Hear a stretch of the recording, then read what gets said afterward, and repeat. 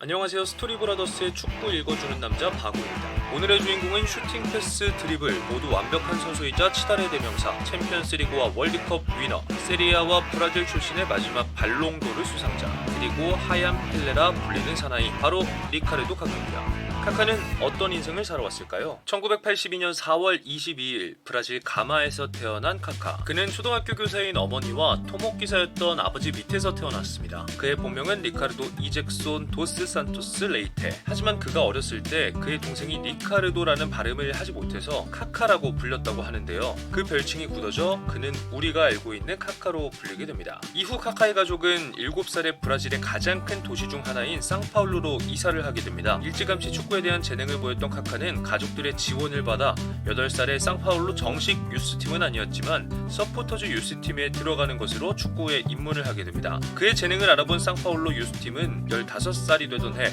카카에게 아카데미 계약을 제안했고, 그와 함께 카카는 축구 선수가 되기로 결심을 하죠. 그리고 3년 후 18살이 되던 해 그의 꿈이 산산조각 날 뻔한 사건이 발생합니다. 바로 수영장 미끄럼틀에서 척추뼈가 골절되는 사고를 당한 건데요. 당시 의사들은 카카가 정상적으로 걸을 수 있는 것만 해도 운이 좋은 것이라고 진단을 내렸습니다. 하지만 수술이 성공적으로 끝났고 카카는 이것이 운이 좋아서가 아니라 신의 도움을 받았다고 여깁니다. 후에 카카의 신앙심이 더욱 깊어졌고 그것이 그의 시그니처 세리머니로 이어지죠. 그렇게 2001년 2월 프로에 데뷔를 하게 된 카카. 데뷔 시즌이었던 카카는 27경기에서 12골을 기록하며 일찌감치 자국 리그에서 이름을 알렸고, 리우데자네이루 팀 간의 전통적인 대회였던 토르네이우 리우 상파울루 결승전에서는 교체 출전 2분 만에 2골을 기록하며 팀을 2대1 승리로 이끕니다.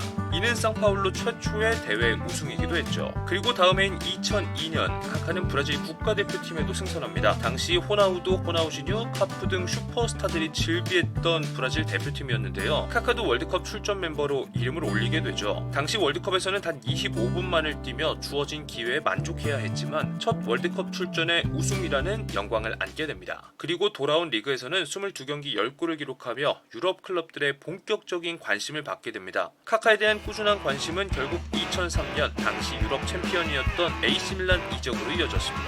850만 유로와 함께 밀란으로 이적한 카카였는데요. 당시 구단주였던 베를루스코니는 이를 피넛, 즉 거저라고 표현을 하죠. 후에 그 표현이 옳았다는 것을 실력으로 증명해낸 카카인데요. 합류 한 달 만에 당시 베테랑이었던 후이코스타를 밀어내고 주전 자리를 꿰찼고 활약을 이어가며 데뷔 시즌 리그 30경기에서 10골을 기록, 팀에게 스쿠데토를 안겨줍니다. 또 그와 동시에 UEFA 슈퍼컵도 차지하게 되죠. 그리고 유럽 데뷔 시즌에 세리에아 올해의 선수상과 발롱도르 15위, 피파 올해의 선수 10위라는 엄청난 업적을 달성하게 됩니다. 그 다음 시즌이었던 04-05 시즌에는 가투소, 쉐드로프, 암브로시니, 코스타, 빌로 등 엄청난 미드필더진과 함께 리그에서 활약을 이어갑니다. 당시 챔피언스리그 결승전에서도 맹활약을 펼쳤는데요. 하지만 상대였던 리버풀이 축구계의 길이 남을 이스탄불의 기적을 만들어내며 준우승에 그치게 되죠. 그 시즌 카카는 다시 한번 발롱도르와 피파 올해의 선수상 후보에 올랐고 UEFA 올해의 미드필더상을 받게 됩니다. 이후 다음 시즌에는 UEFA 올해의 팀에 이름을 올리며 세계 최고의 미드필더로 자리를 잡습니다. 그렇게 실력을 갈고 닦은 2006년 독일 월드컵. 당시 브라질 대표팀은 호나우두와 아드리아누, 호나우지뉴, 카카 이렇게 판타스틱 4를 구축하며 기대를 받았었는데요. 하지만 조직력이 부족했던 브라질 대표팀은 8강에서 앙리가 이끌던 프랑스 대표팀을 상대로 탈락을 하게 됩니다. 월드컵의 아쉬움도 잠시 곧이어 맞이한 06-07 시즌. 당시 카카는 세부챔프가 떠나며 공석이 된 포워드 자리도 맡게 됐는데요. 스트라이커 또는 인자기의 뒤를 받치는 세컨드 스트라이커로 활약하며 밀란 공격의 중심이 됩니다. 그와 함께 챔피언스리그에서 역대급 활약을 펼쳤고 결승전에서는 리버풀을 꺾고 2년 전 패배를 서력함과 동시에 챔피언스리그 10골을 기록하며 득점왕에도 오르게 되죠. 그와 함께 챔피언스리그 최고의 공격수, UEFA 올해의 남자 선수상, UEFA 올해의 팀에 선정이 되었고 축구계의 레전드 펠레에게 완벽한 선수라는 극찬을 받으며 커리어의 한 줄을 더 새기게 됩니다. 그리고 07-08 시즌 12월에는 발롱도르에서 444표를 받으며 당시 2위와 3위였던 호날두, 메시와는 압도적인 차이로 발롱도르마저 수상하게 됩니다. 그리고 그와 함께 피파 올해의 선수로 선정이 되었고 그 다음 달인 2008년 1월에는 또다시 세리에아 올해의 축구 선수로 선정.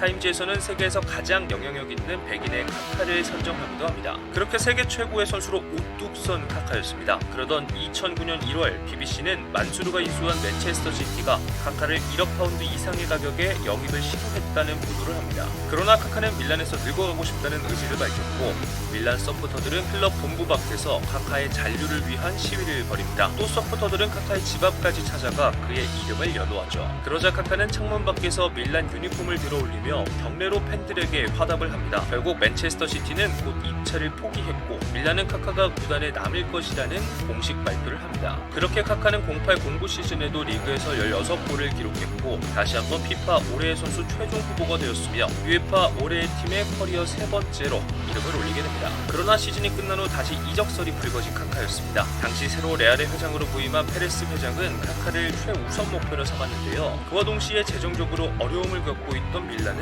결국 카카를 팔기로 결정합니다. 그렇게 2009년 6월 8일 카카는 1130억이라는 당시로서는 엄청난 이적료를 밀란에게 안겨주며 산티아고 베르나베우에 입성합니다. 당시 레알 마드리드는 직전 시즌 트래블과 함께 6관왕을 달성한 바르셀로나 천하를 무너뜨리기 위해 벤제마와 사비 알론소, 호날두 등을 영입하며 갈라티코 2기를 구축했습니다.